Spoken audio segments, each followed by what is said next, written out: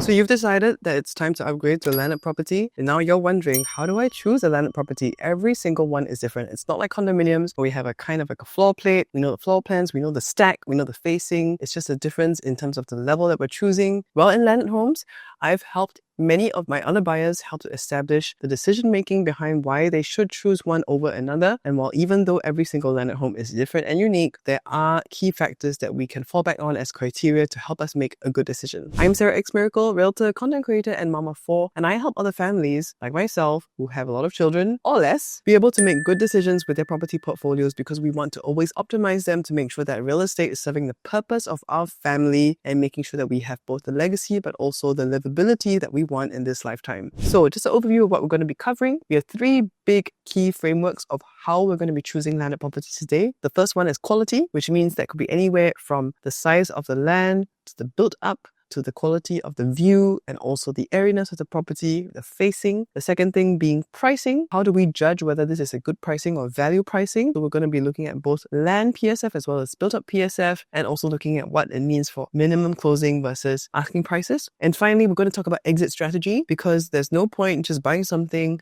that you might not be able to exit in the future. And you might not be exiting this in your lifetime. You could be leaving it to your children. But eventually, if someone has to sell it, we want to make sure that there is an exit strategy as well. And that could be many other factors that lead to a good exit strategy. So before we get started, I hope you'll like and subscribe, because I make videos like this every week to help my other moms, dads who are making good decisions for their families, optimize their portfolios. And so give us a subscribe and like, and we'll see you at more videos. Okay, now let's get going. In the quality category, there are a few key factors that I hope you can take into consideration. And this is something that I'm going to use with 3 houses that I actually was helping one of my clients to look into, deciding which one they should buy. They're all in District 15, and the key criteria for her was 1 km to Town Nan Primary. Okay, so we're comparing a terrace house, a corner terrace, as well as a semi-detached. Yes, they were all like in a slightly different pricing, of course, with the inter-terrace being the cheapest and the semi-detached being the most expensive. But I'm going to show you why we did not necessarily go with the biggest house in the end, in terms of what was my recommendation. And I hope you can make similar good decisions as well in the future. So firstly, quality includes the development itself and any facilities associated with the development. For example, we have the one on the left, which is the Terrace. It's near to East Coast Park. It's near the Siglap Park connector, right? Which means that you can have direct access to East Coast Park. The second one is next to Telok Kurau Park, where there's a really nice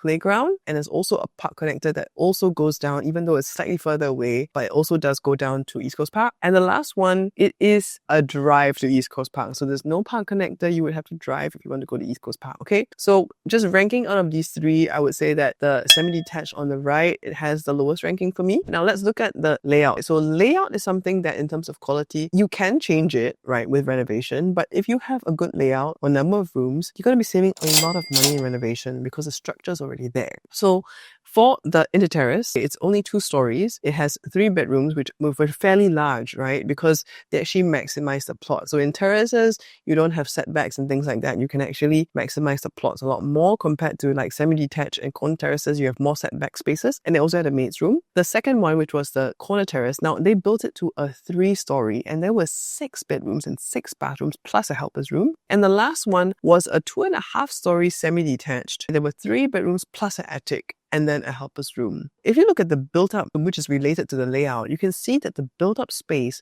of the corner terrace, even though the land is slightly smaller than the semi-D, is actually the highest built-up. And in land, that built-up is something that costs a lot of money to build, especially if it's another floor. So comparing the inter-terrace to the corner terrace, of course, corner terrace wins. Comparing the semi-detached to the corner terrace also wins. And so that's why you'll notice that I didn't even talk about land size as the first quality factor, right? And that's because I assume that you already have some kind of ideas of the kind of like land size that you want, right? For example, you want something that's 2,000 to 2,005 square foot land, or you want something minimum 2,005 to 3,000 for a semi-D, right? So these are already baseline factors that are already a requirement. And that's why I don't put land size as a factor. But when we look at the built-up, now the built-up can differ from development to development, from land to land, and even zoning. So within the same district, you might have different height controls, right? You might have a 3-story control area and then a 2-story control area even within the same district. And of course, you have more potential if you want in a 3-story zone to build more built-up space. So in that sense, I would pay more in that sense for land that you can build up a higher built-up space, because the potential for build is actually higher. do you follow? And so that is why, for example, the 3-story area closer to the Coronation area in District 10 is right now priced much higher or a little bit higher than the 2-story zone in, for example, Ling Tek Park, right? So we're always going to be having this at the back of our minds. If we're in a 3-story landed zone, we will always be able to build out more. Moving on to location and amenities. Of course, location, we're talking about, do we have an MRT nearby? Do we have a market nearby? Do we have a park nearby? These are all going to be things that increase our quality of life. Okay, location, MRT, and amenities. Now, this particular factor, I would say that walking distance to MRT is a huge thing for most people these days, because when you have school-going children, you don't want them to be waiting for a bus. You want them to just take MRT, and now MRTs are like everywhere, right? Ubiquitous. So you can see this one is a 10-minute walk in the middle, right? 10-minute walk to Kembangan MRT, right? Which is a huge plus point for the Condo Terrace. Whereas the one on the right, the Semi-D, is 17 minutes walk to Marine Parade MRT. And there's no walking distance MRT for the left side into Terrace. So that one is ultimately failing. The best is actually the Condo Terrace in the middle. In terms of amenities, we're talking about how about walking to like shops or East Coast Park. Well, they're all a little bit far, like 20-25 minutes to East Coast Park. So I would say they're all almost equal there. The nice thing about the Inter-Terrace is that you have the Frankel Avenue amenities just like a 10 minutes walk away. So that's actually very nice because you have access to shops.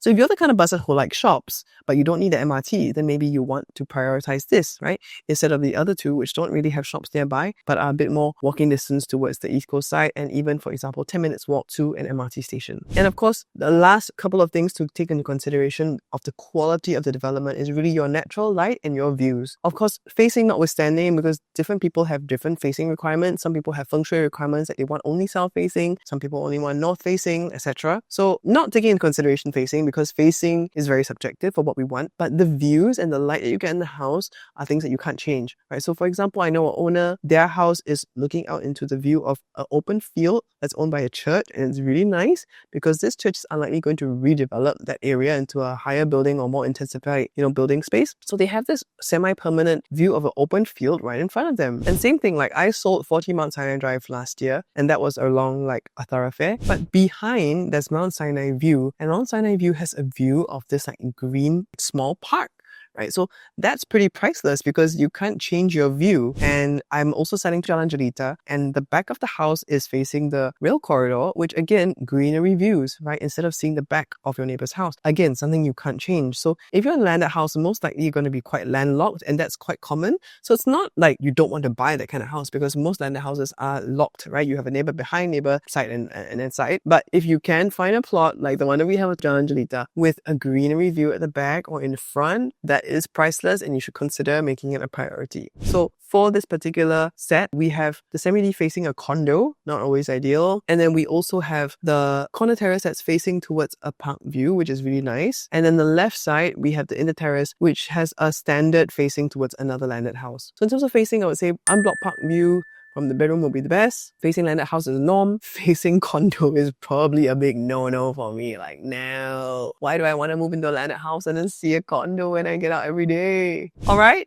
Now let's move on to the second big framework, pricing. And pricing is something that most people may not understand for landed housing, because you have new rebuilds, right? In the same area, for example, in District 10, going up to even $4,000 per square foot, right? And then you have old rebuilt ones, like land that's meant to be rebuilt, selling for only $2,000 per square foot. So what's really going on here is that when we determine the value of a house, we try to understand what is the base price of the land and make an estimation of how much the built up is worth. So if, for example, we have a 3,000 square foot built up space, and that would cost me about $1.5 million to rebuild based on an estimate of $500 per square foot of built space. And if the land itself, the base land, was about $7 million, then that would be 7 plus 1.5 to make a roughly fair valuation of $8.5 million for a house with a 3,000 built up space. But hence, if I have a bigger build up, I have a 4,000 build up space or a 4,500 build up space, that might justify calling a higher price of the build up, because it does cost money to build spaces in terms of especially additional floors. So